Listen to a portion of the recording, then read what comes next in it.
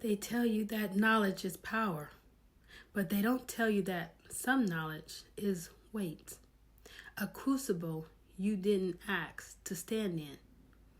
Welcome back to Alchemist Soul.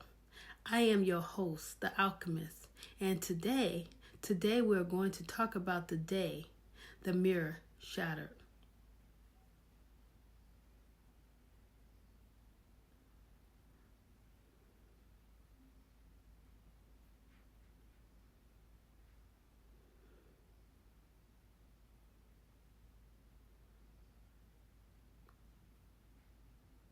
I spent 33 episodes walking you through transmutation, turning trauma into medicine, turning rage into rhythm. But I have to be honest with you and with myself. Before we go any further, I thought I knew who I was. I thought I had deconstructed the self. I thought I had done the work. I was wrong. Today's episode is titled The Shocking Truth on Black Me.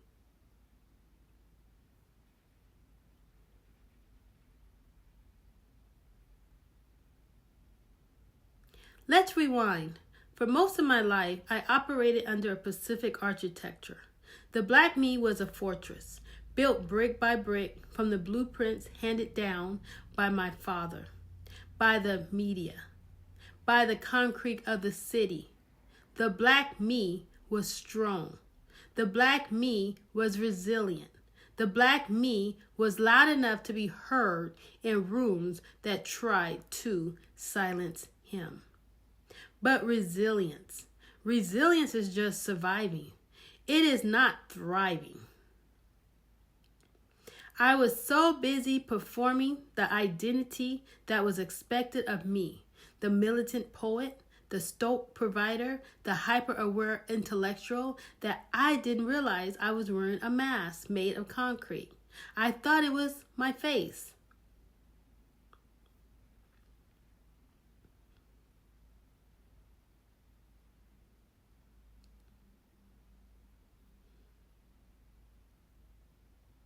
I discovered the truth 3 weeks ago. It wasn't a history book. It wasn't a lecture. It was a mirror, or rather, it was the absence of one. I was traveling. I was in a place where there were no mirrors, no reflections of myself to perform for. And for the first time in 40 years, I sat in silence without the weight of the gaze.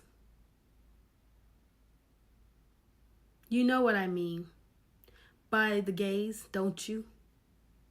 It's not just the white gaze, the one that expects you to be either a threat or a spectacle. It's the eternal gaze, the one that says you must represent the race. You must not let them see you cry. You must be twice as good to get half as much. Your anger is too dangerous to show. We internalize the overseer, and that internal overseer, he builds a prison and he calls it identity.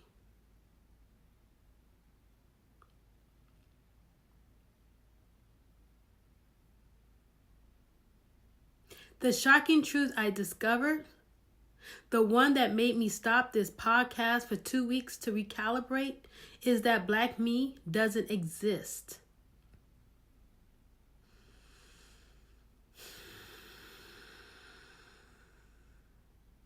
Stay with me.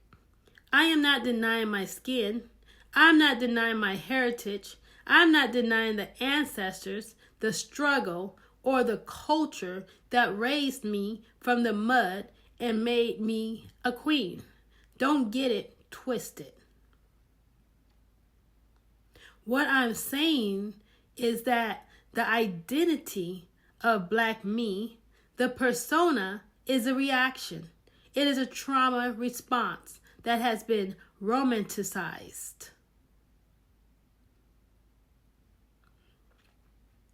We have been taught that our blackness is a noun, a fixed, static, unchangeable thing that we must defend at all costs. But what if blackness is a verb? What if it is a process? What if the truth is that I am not a black woman, but rather I am a soul having a black experience?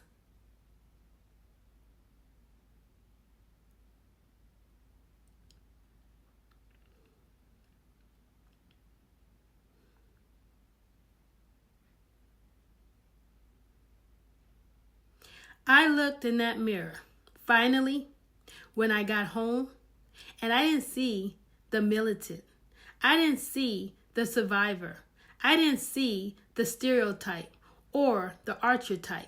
I saw me, just me, a consciousness, a spirit wrapped in melanin, shaped by history, but not owned by it. And that terrified me, because if I am not the strong black woman, who am I when I am weak? If I am not the activist, who am I when I just want to be quiet? If I am not the hustler, who am I when I rest? The shocking truth is that we have been sold a limited edition of ourselves. We have been told that our blackness is a monolith.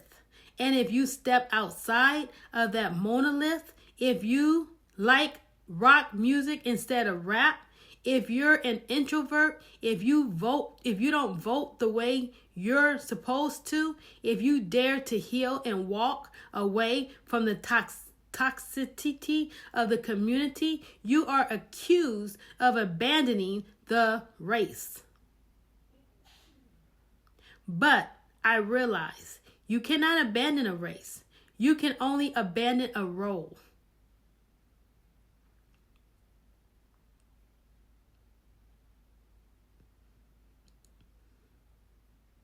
So what do we do with this truth? This is the Alchemist Soul. We don't just sit in the rubble of shattered illusions. We take the rubble and we make gold. I had to kill the black me, not the flesh, not the persona. The persona was built on opposition. I am not what you say I am, but that is still a life lived in reaction to the oppressor. If your entire identity is defined by resistance to a thing, that thing still owns you.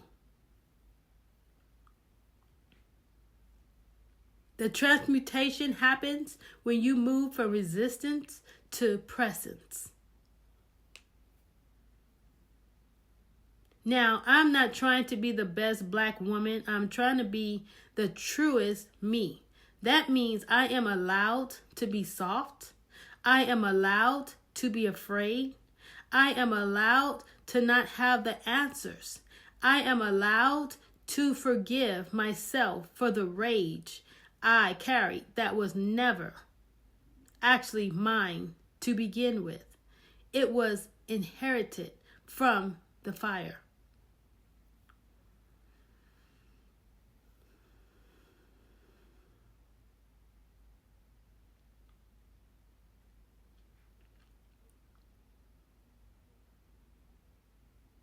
If you're listening to this and you feel that weight, that performance, I want you to ask yourself a dangerous question.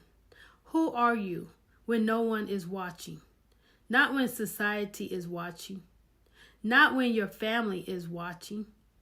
Not when the algorithm is watching. Who are you in the silence? This is your soul. That is the element that cannot be colonized, that cannot be gentrified, that cannot be stereotyped.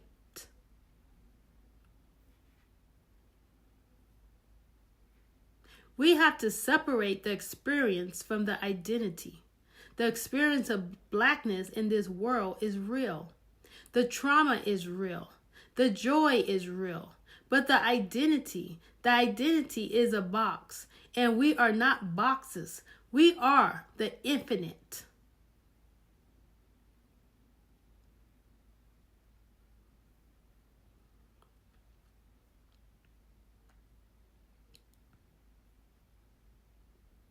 If you've been listening to Alchemist Soul for these 33 episodes, you know I don't give you answers. I give you catalysts. I give you the philosopher's stone, the question, and you have to do the transmutation yourself. This revelation is still settling in my bones. I am learning how to walk without the armor. And let me tell you, without the armor, the wind feels different. It feels colder, but it also feels real. Thank you for sitting with me in this vulnerability. If this resonated with you, if you ever felt the suffocation of performing an identity rather than living a truth, I want you to know you are not alone. We are alchemists. We are turning the lead of expectation into the gold of authentic self. Until next time, shatter the mirror. Don't just look into it.